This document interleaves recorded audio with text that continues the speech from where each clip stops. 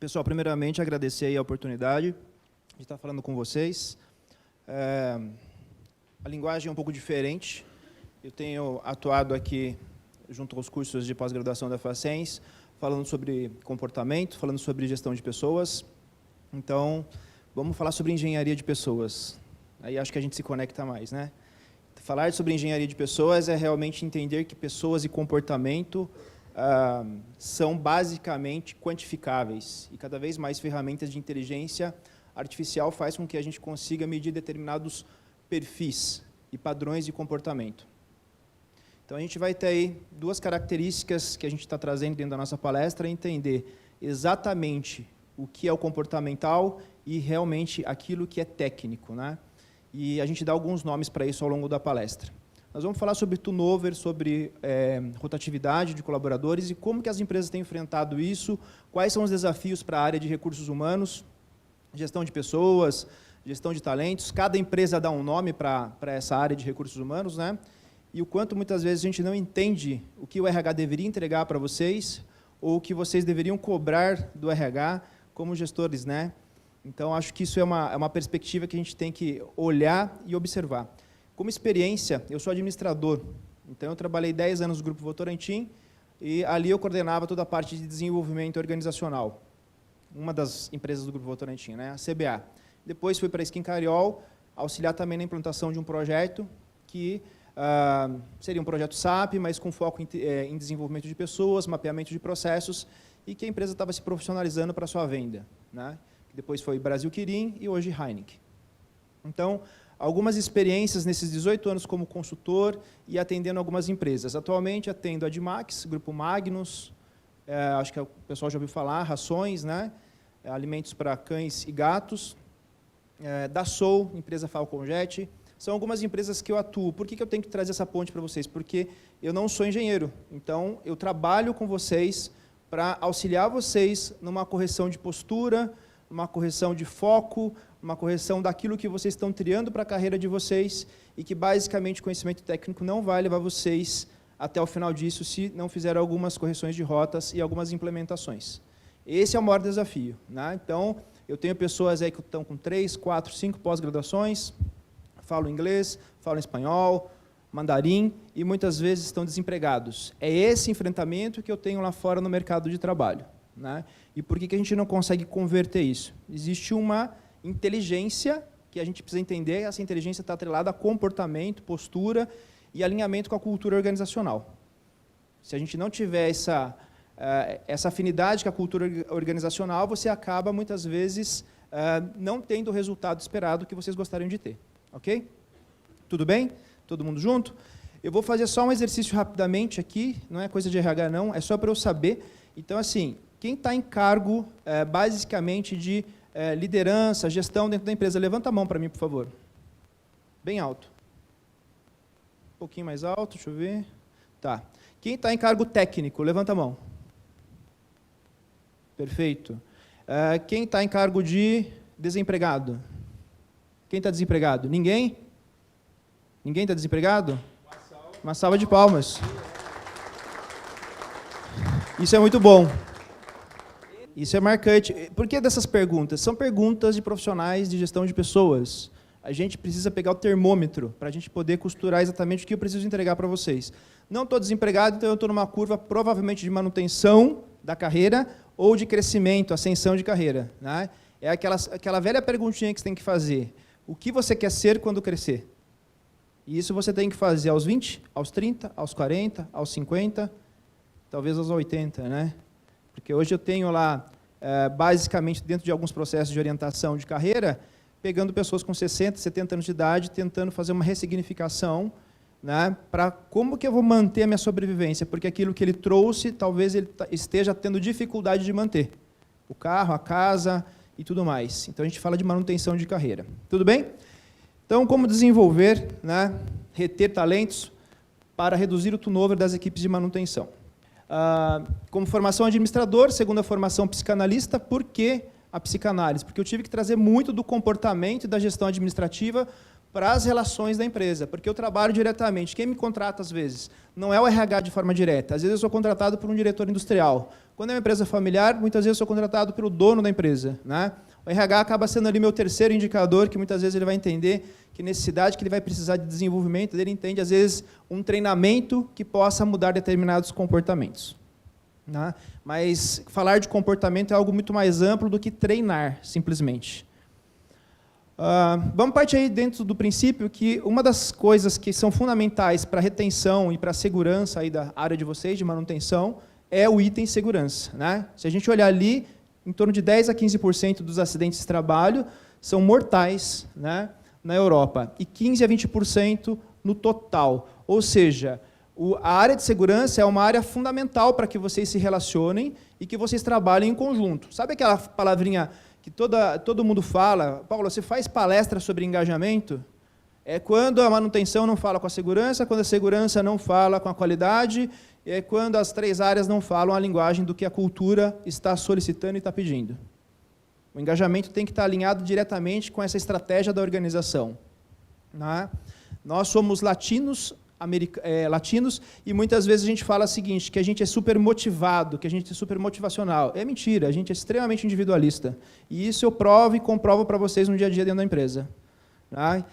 Como o professor disse anteriormente, essa competitividade, quanto essa competitividade traz e faz com que a gente não atinja o nosso resultado. Porque você está muito focado e foi treinado, foi formado, né, dentro de uma visão educacional, basicamente para fazer a sua parte e muitas vezes não ampliar essa questão desse engajamento. E lá, como adulto, a gente vai perceber essas dificuldades. Porque eu acho que eu sou mais inteligente do que o meu gestor, por que o meu gestor está no cargo de supervisão, por que ele está no cargo de gerência, sendo que ele não sabe o que ele está fazendo. Não é? Então, a gente tem vários questionamentos que, no individual, ali eu tenho no dia a dia, mas o skill para quem está em gestão é uma coisa, o skill para quem é especialista é outra, o skill para quem está para liderando é outra. E a gente precisa entender isso para que a gente consiga fazer com que a gente consiga manter essa retenção e essa evolução e esse desenvolvimento dentro da empresa. Um outro fator aqui, então, a gente trabalhou primeiro segurança do trabalho, segundo, autonomia. Vários gestores, inclusive, defendem essa abordagem na manutenção industrial. Né? Ou seja, dar autonomia é fazer com que as pessoas tenham uma coisa chamada, um valor por trás disso, que é a confiança. Eu só dou autonomia se eu tenho confiança. E a autonomia se constrói, não se pede. É uma coisa que eu sempre explico em gestão de pessoas. Em avaliação de desempenho, em plano de desenvolvimento individual, ou seja, eu não peço autonomia, eu conquisto a autonomia. E a autonomia eu conquisto fazendo um bom trabalho. Né? Começo, meio e fim, e sabendo da minha entrega e tendo a capacidade de fazer minha própria autoavaliação. Aonde estão os meus gaps técnicos, aonde estão os meus gaps comportamentais. Em cima disso, a gente vai crescendo essa questão da autonomia. Então, a autonomia é uma coisa que a gente se constrói no dia a dia. Um outro fator que a gente traz aí é o apoio da tecnologia em tempo real. Ou seja, não é só na manutenção, não é só a empresa 4.0. Hoje a gente está discutindo recursos humanos 4.0.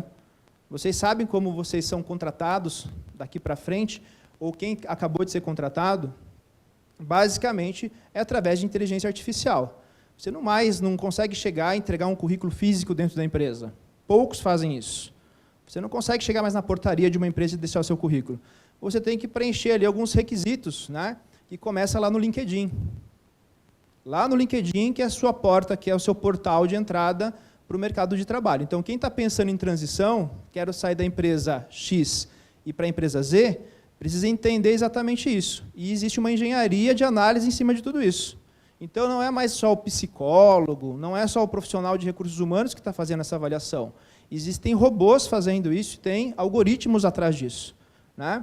Por exemplo, se quando você vê uma vaga de uma empresa X, seja do automotivo, ou seja de uma empresa de qualquer ramo que você imagine, de repente está pedindo ali algo muito específico dentro da sua área, por exemplo, conhecimento da ISO 55000, correto, professor?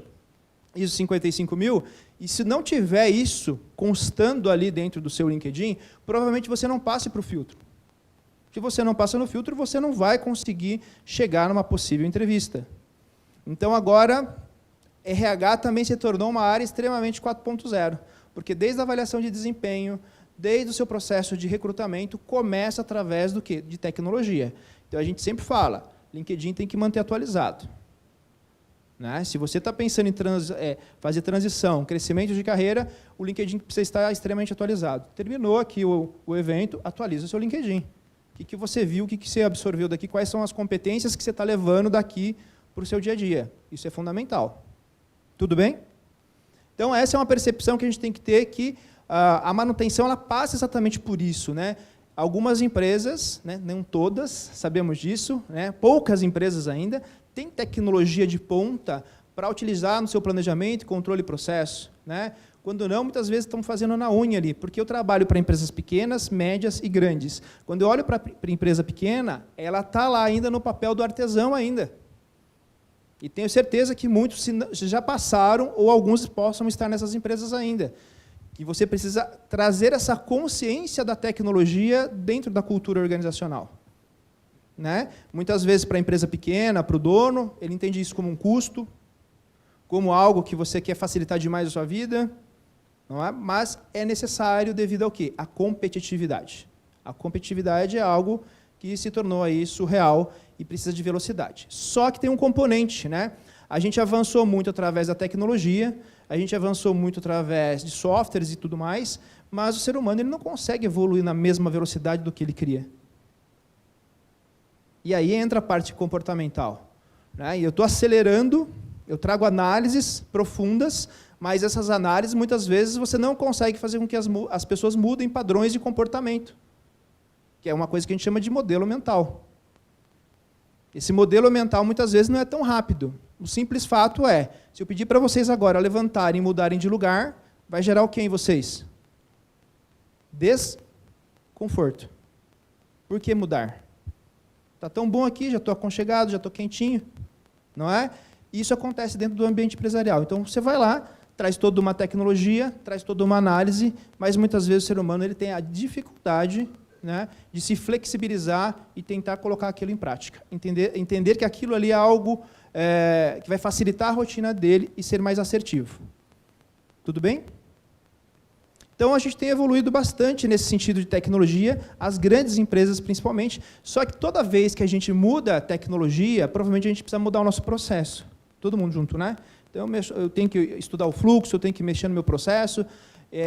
O ideal é que eu fizesse todo o treinamento em cima disso de novo, porque você está ali dentro de uma cultura que é uma cultura viva.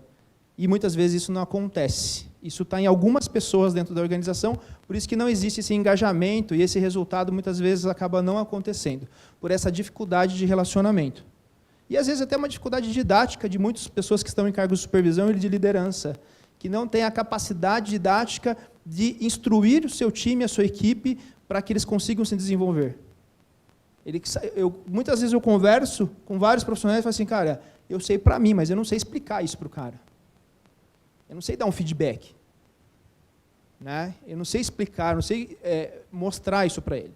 Então, isso traz uma certa dificuldade aí na questão também da retenção. Quando a gente fala de dar e receber feedback certo, né? Ou seja, dependente ali do momento que você tenha, né?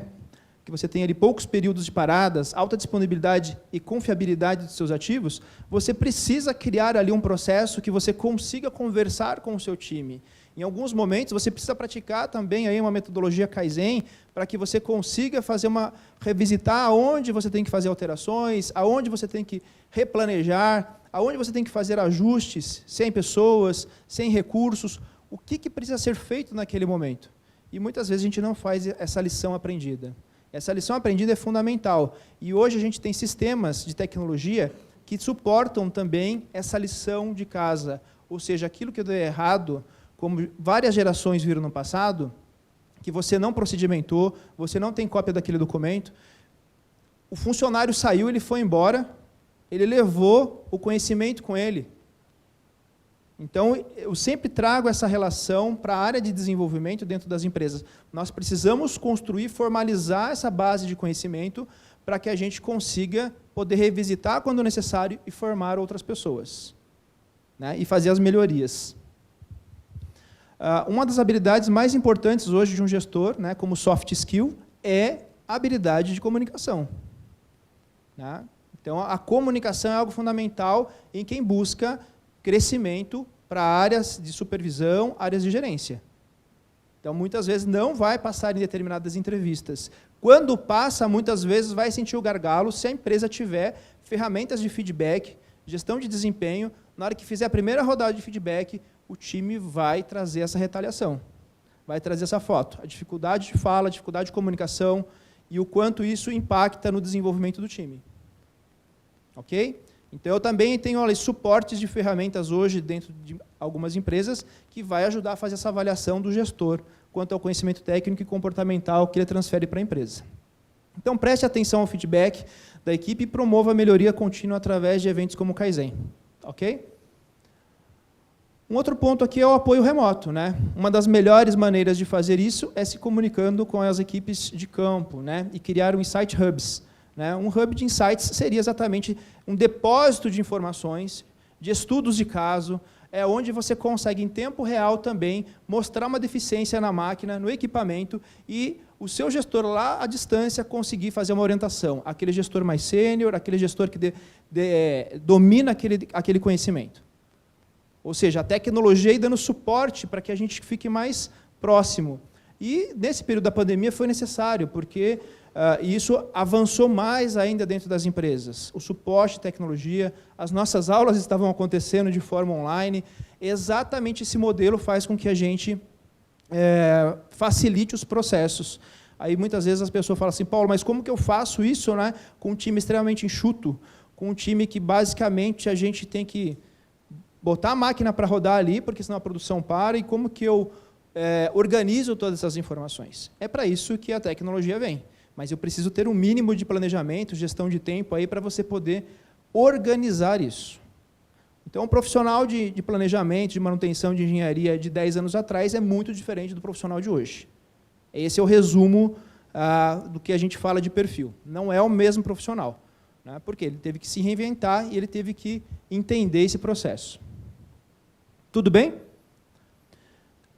Saímos do apoio remoto, vamos para a educação continuada, né? Teremos aí o professor que vai estar falando mais sobre isso, mas trazendo aqui uma pincelada também como um outro indicador aí, né, que é a educação continuada. É importante oferecer formação contínua, né, para que você consiga aí, basicamente, combater o sentimento de estagnação. Quando você fala de sentimento, não é da área de vocês, é da minha área. É isso que eu enfrento todos os dias. Então, quando eu converso com um meio oficial, quando eu converso com um supervisor, com um coordenador, um gerente de manutenção, eu falo, cara, ninguém olha para a gente, né? A gente se sente sozinho, a gente se sente pressionado. Meu time rodou sábado, domingo, aqui, final de semana, feriado, para colocar tudo, nós recebemos um grato, um obrigado. É obrigação, né, de você estar fazendo aquilo e fazer com que as coisas funcionem. E quando não dá certo, aparece um monte de gente para apontar. Então, você precisa trabalhar muitas questões do soft skill, né, a inteligência emocional, para você lidar sob pressão. Alguns perfis têm essa capacidade, basicamente, que eu falo, de retroalimentação. Eu falo que é aquela coisa, eu não preciso de tapinha nas costas, eu sei o que eu tenho que fazer, eu sei o que eu tenho que entregar. Só que isso são poucos perfis. As pessoas que muitas vezes, alguns que já tiveram aula comigo, sabem que eu explico muito bem isso. Eu posso ter a mesma formação, eu tenho uma média aqui de quase 200 pessoas, hoje aqui, mas sabemos que basicamente temos 4 características de perfis aqui, né? Não é todo perfil que consegue sobreviver no ambiente de pressão, que consegue trazer respostas rápidas e imediatas, que consegue ser solucionadores de problema. Existem perfis que dão uma bugada, né? Não consigo fazer sozinho, e às vezes ele está trabalhando sozinho, ele não consegue compartilhar com o colega, e aí vem o apoio da tecnologia, porque você consegue fazer esse resgate. Você tem ali um repositório, você tem onde buscar informação para que você consiga sair dessa inércia. Mas esse sentimento de estagnação acontece de forma profunda nos times, principalmente quando você não tem uma área de gestão de pessoas muito bem desenvolvida na sua empresa. Ou seja, que não lhe dá de tempo em tempo uma rodada de avaliação de desempenho, feedback, plano de desenvolvimento individual alinhado com as estratégias do negócio, quando não é compartilhado a estratégia para onde a gente vai. Então, iniciando agora com algumas empresas, o que a gente está discutindo nesse primeiro trimestre? Basicamente, foi discutir todo o planejamento estratégico e o que a gente tem que fazer para atingir esses resultados. Através das pessoas, né, por meio da tecnologia, né? Tudo bem? Aí vem a questão da educação continuada e depois a fase da delegação, né? Delegar é algo bastante importante para quem está em cargo de supervisão, porque delegar, basicamente, ele é um processo pedagógico. E a gente precisa entender isso. Que delegar significa ensinar. Se eu tenho a capacidade de ensinar alguém, você já subiu uma escadinha, um degrauzinho, já subiu um determinado nível. Se você tem a capacidade de orientar alguém, né, nos seus erros, nos seus acertos, você já tem aí uma outra perspectiva. Se você tem como suporte apoiar alguém dentro da sua deficiência, dentro do seu erro, né, ou nas dúvidas que essa pessoa pode lhe trazer, você atinge um outro nível, e depois você entra no fator de acompanhamento. Você entende de onde surge a autonomia? É só depois que eu passo por esse processo. Mas as empresas, muitas vezes, e vocês já passaram por isso, cheguei na empresa, sou formado em engenheiro, tenho tanto tempo de experiência, trabalhava numa automotiva, agora estou na área de alimentos, parece que é tudo igual, não é? Não é? E aí você chega ali, jogam você diretamente lá para dentro da onde? Da empresa, né? No fogo cruzado. Vamos ter uma parada aqui alguns dias. Qual é o planejamento disso? Qual a informação que você tem? Muitas vezes eu não tenho todas essas informações. E aí, basicamente, você se coloca em risco. Por quê? Porque a gente vai precisar de características comportamentais para você poder enfrentar tudo aquilo ali. Então, delegar é ensinar, orientar, apoiar e acompanhar. Tranquilos? Todo mundo junto? E aí a gente vai para uma coisa chamada Pinus Elliott. Uma metáfora para a gente poder tentar entender que tipo de gestor eu sou, que tipo de pessoa que eu estou sendo dentro do meu trabalho no dia a dia. Começou um pedir demissão, depois 10 dias outro pediu demissão, depois mais 15 dias outro pediu demissão, e aí chegou um dia que o meu presidente me chamou: Bush, vem aqui na minha sala. Bush, tem uma coisa muito séria acontecendo, porque não é comum 3 pessoas no mês saírem. Eu era um chefe que não sabia lidar com pessoas, só sabia lidar com performance. E se eu fazia software que eu controlava quantos toques no teclado o cara dava pra saber se ele tava produzindo. E aí ele falou: o problema é você é um Pinus Elliott. Pinus Elliott é o famoso pinheiro, porque o pinheiro solta uma fuligem que cai no chão pra nada crescer embaixo. Tu tá construindo um time que nunca vai crescer embaixo de ti. Sai lá agora e tu pega todo mundo que tá com essa cultura de prejudicar a empresa para querer brigar contigo e nós vamos tirar, porque tu contaminou o time. Contaminou porque tu não sabe gerir gente. E eu vou te ensinar a gerir gente agora, mas eu preciso limpar isso. E aí eu pego vendas, só para fechar meu parênteses. Adianta fazer uma reunião de vendas para cobrar vendas? Adianta chegar: Bruno, quanto vendeu ontem? 50 mil. Que absurdo. É isso que vai fazer a empresa vender mais? Ou talvez eu, como gestor, gerindo o Bruno, dizer: Bruno, quantas ligações tu fez ontem? Então eu vejo muito gestor ou muito empresário querendo gerenciar as pessoas pelo resultado, e aí a gente esquece as pessoas. Então, a metáfora é trazer, observando aí que a gente precisa das pessoas para chegar em determinados resultados, e muitas vezes eu, como gestor, eu não estou fazendo todo o meu papel, e muitas vezes na empresa eu estou fazendo esse papel junto à gestão estratégica da empresa em questionar esse gerente de manutenção, esse gerente de produção, para saber como ele está fazendo isso, para que eu seja ali uma ferramenta junto a ele, para que ele consiga fazer o desenvolvimento do time. Se é uma contratação melhor, que muitas vezes, de repente, ele não conseguiu desenhar o skill perfeito do profissional que ele precisa, se ele precisa reestruturar o time, se ele precisa fazer demissões, que é a parte chata da área de recursos humanos, né? Por que eu preciso trocar? Porque, às vezes, ele mesmo criou um vício dentro do time. Exemplo, gestores muito controladores. É o cara que faz tudo. Aí ele tem uma equipe medíocre, porque a equipe ela não conseguiu se desenvolver. E isso eu encontro diariamente. Caso dessa semana. Gestor de 10 anos. Agora as pessoas precisam dar respostas rápidas. Elas não vão responder rápido, porque elas foram formadas, estão há anos com você, sendo controlados por você. Porque você vai lá na máquina, você vai lá e resolve. Você não dá autonomia, você não construiu autonomia nas pessoas, você não gerenciou o conhecimento dessas pessoas. Elas são simplesmente fazedores. E isso eu encontro diariamente dentro das empresas. E esse time não vai responder basicamente de forma rápida. Agora, eu não posso perder esse gestor com 10, 15, 20 anos de casa. Isso é estratégia de gestão de pessoas. Aonde que eu vou atacar? Se eu demitir ele para construir esse know-how, me leva muito tempo. Ok? Então, provavelmente, o time vai ter que enfrentar essa decisão. Nós vamos ter que cortar as pessoas que estão em cargos menores, porque é mais fácil de reposicionamento, só que a gente entra de forma diferente. Eu tenho que trabalhar a cabeça desse cara para poder fazer de forma diferente. Apoio de tecnologia, desenvolvimento, crescimento de autonomia, criando metodologias para que ele consiga fazer esse desenvolvimento do time. Ok? Dando sequência, os movimentos das últimas décadas e sua influência no gerenciamento de pessoas. Competências fundamentais, gestão de pessoas, gestão do conhecimento, mudança estrutural, inovação, custo de produção pós-pandemia. Vamos dar uma olhadinha aqui, ver o que esse vídeo traz para a gente.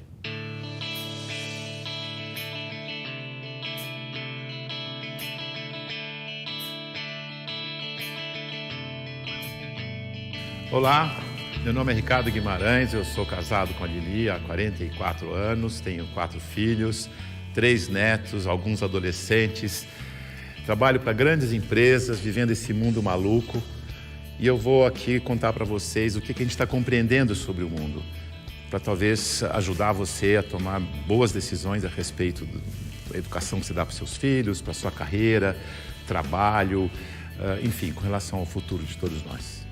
Olha isso aqui. Esse desenho, ele significa o que está acontecendo com o mundo. Parece um cardiograma, mas não é um cardiograma. Ele mostra que tem um momento que as coisas estavam muito paradas, quase mortas, e começa a acelerar, e passa a ter uma animação, uma vida que não tinha antes. Tudo ficou acelerado. Sabe por quê? Por causa da tecnologia de informação e comunicação. Nessa fase, tinha pouca gente no mundo e a tecnologia de informação e comunicação era muito rudimentar e cara. Telefone fixo no lugar, imagina. Demorava muito para as coisas acontecerem. O cenário era estável, quase parado, lento, previsível, controlável, simples. Acontecia uma coisa de cada vez. Nessa fase, criamos instituições com hierarquias poderosas que controlavam o mundo. E nós nos sentíamos muito seguros, porque tudo permanecia igual por muito tempo. O indivíduo se submetia ao grupo, abria a mão da sua individualidade, aprendia a regra do jogo e a vida seguia em frente. Isso deu certo por um bom tempo.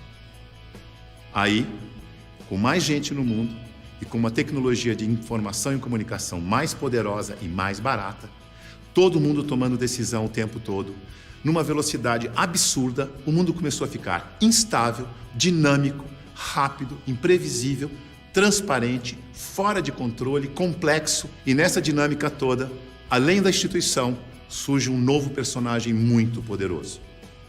O indivíduo conectado em rede, que acessa tudo e a todos o tempo todo.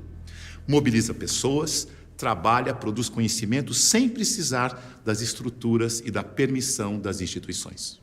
Aquelas instituições hierárquicas e controladoras estão tendo que aprender a lidar com esse novo cenário, com esse novo indivíduo mais conectado, mais livre, mais móvel, mais bem informado e crítico. O mundo mudou tanto que pessoas de muito sucesso naquele cenário estão tendo muita dificuldade para manter seus negócios e empregos nos dias de hoje. Eu vou contar a história de um executivo muito importante, de uma organização global, poderosa, que estava tendo problemas enormes. Prejuízo, perdendo o mercado em todos os países em que tinha operação. Tinha brigas políticas internas entre departamentos, entre regiões, escândalos públicos, corrupção no financeiro e tudo acontecendo ao mesmo tempo, com toda essa transparência ao vivo e a cores do tempo real. Esse grande executivo viu aquele cenário e disse: eu não dou conta dessa complexidade, dessa velocidade, dessa transparência toda. Eu me demito. Aqui está ele. É o nosso querido Bento. O Bento foi sucedido por um outro executivo, que parece que foi feito sob encomenda para lidar com essa época de tanta inovação, onde o indivíduo tem que ser mais autônomo, mais senhor de si, não se submeter à instituição, mas, pelo contrário, liderar a instituição. Chico aceitou o desafio. Aqui está ele, de um jeito fácil de comparar e ver a diferença entre ele e o Bento. Veja que o Bento está arcado, submetendo ao protocolo e às regras da instituição. O Chico está mais senhor de si. Para ele ajudar a igreja, ele tinha que mudar a igreja. Para mudar a igreja, ele tinha que criticar e propor novas maneiras de fazer as coisas. Porque do jeito que deu certo no passado, não era o jeito que ia dar certo no novo cenário. E ele começou a criticar e a mudar tudo usando o discernimento, o bom senso e os seus valores, que são os mesmos da instituição. A cadeira, por exemplo, ele pediu uma cadeira mais simples, mais leve, mais prática, que ele mesmo pudesse carregar. A roupa, uma roupa que fosse fácil de vestir, leve, simples e confortável. O discurso, ele não queria que alguém escrevesse o discurso para ele. Ele mesmo ia fazer o discurso com as palavras. Aqui é uma metáfora, esse vídeo, se vocês puderem assistir depois, assistam ele completo, para vocês fecharem essa percepção de trazer as mudanças que estão acontecendo no mundo hoje. A metáfora que eu trago é o quanto muitas vezes a gente continua se mantendo dentro de um padrão, de um comportamento de 10, 15 anos atrás, tentando fazer com que as coisas funcionem de forma diferente. Você não vai conseguir ter resultados de forma diferente se você não mudar esse comportamento, essa postura, e se você não criticar determinados processos. Eu chego em grandes empresas que possuem certificações, possuem metodologias, e aí por que não funciona? Por que vocês acham que não funciona? Porque é o comportamento. Foi feito investimento, a solução está lá, o sistema está lá, ninguém abastece o sistema com informação, com dados, né? E isso muitas vezes não ajuda. Então eu tenho empresas extremamente modernas, mas com um comportamento rígido. Isso faz com que a gente não atinja determinados resultados. Para isso, a gente está falando das tendências de RH 4.0, estou quase chegando lá, tá? A gente precisa olhar para os indicadores de recrutamento e seleção, desempenho, treinamento e desenvolvimento para a gente fazer aquilo que é a encomenda que me pediram aqui, a retenção. A retenção ela já começa desde do planejamento da seleção, da triagem de seleção. Ou seja, quantos de vocês não foram para uma entrevista de recursos humanos, do qual, na hora que você chegou na empresa, falou assim, poxa, e uma semana de empresa, falou assim, não é nada daquilo que me falaram. Esse é o choque que eu tenho todos os dias. Aí você fala assim, nossa, mas eu entrei para coordenar. Não, você está fazendo papel de especialista. Ah, eu entrei como gerente. Não, você está lá operando, porque você não tem equipe o suficiente. Você não tem capital intelectual para poder desenvolver e entregar aquilo que você precisa. Dentro dos pilares do RH 4.0, pessoas, estratégias, processos e tecnologias são fundamentais. Olhando para esse charge aqui, menos de 10% das pessoas são os talentos da sua empresa. Muitas vezes eu estou na empresa para poder ajudar a direção, a presidência, identificar potenciais talentos, os high potentials, ou seja, pessoas que têm a capacidade de uma entrega maior. Se eu vou partir uma planta nova, se eu vou abrir uma outra fábrica, quem daqui teria essa competência para assumir essa responsabilidade?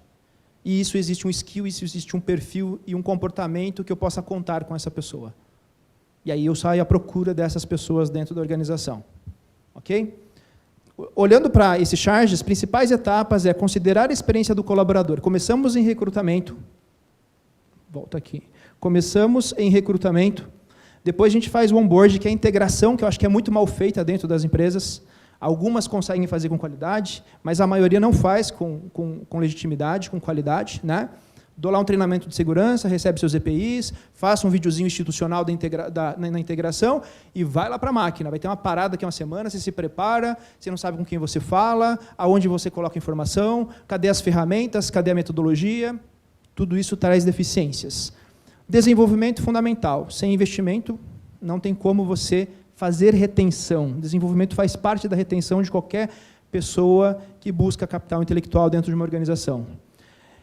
A retenção ela está no meio de tudo isso, porque eu preciso pagar bem, eu preciso aprender a reconhecer e eu preciso desenvolver.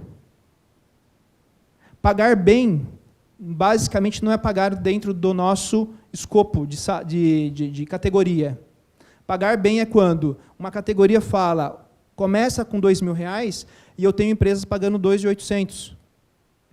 Pagar bem para um gerente é quando eu tenho empresas pagando 10 e eu tenho empresas pagando 15, para a mesma função, para a mesma posição. Porque essas pessoas, essa empresa, essa cultura, ela entende que o salário é um fator de atração e retenção de pessoas, atrelados a benefícios, né?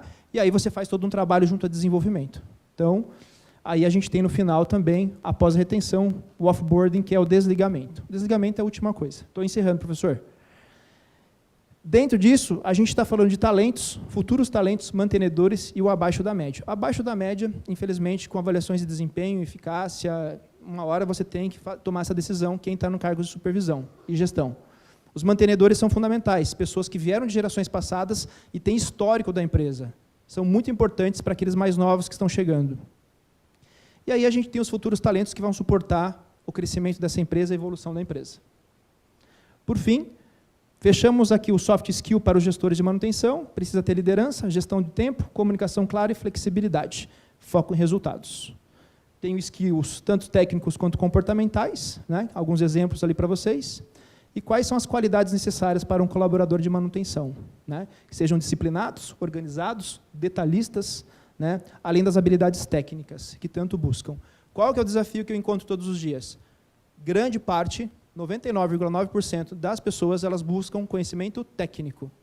O tempo todo eu acho que eu preciso aprender uma ferramenta nova, uma metodologia nova, só que chega um momento que o conhecimento técnico não faz com que vocês consigam crescer e se projetar na carreira de vocês. Então chega um momento que você tem que aprender a saber quem você é, aquela perguntinha, o que você quer ser quando crescer, para que você consiga responder com qualidades comportamentais e fazer com quem está como decisor lá na ponta consiga ter e entender quem você é para te dar uma oportunidade. Ok? Acho que é isso. Fechamos. Estou no tempo? Obrigado.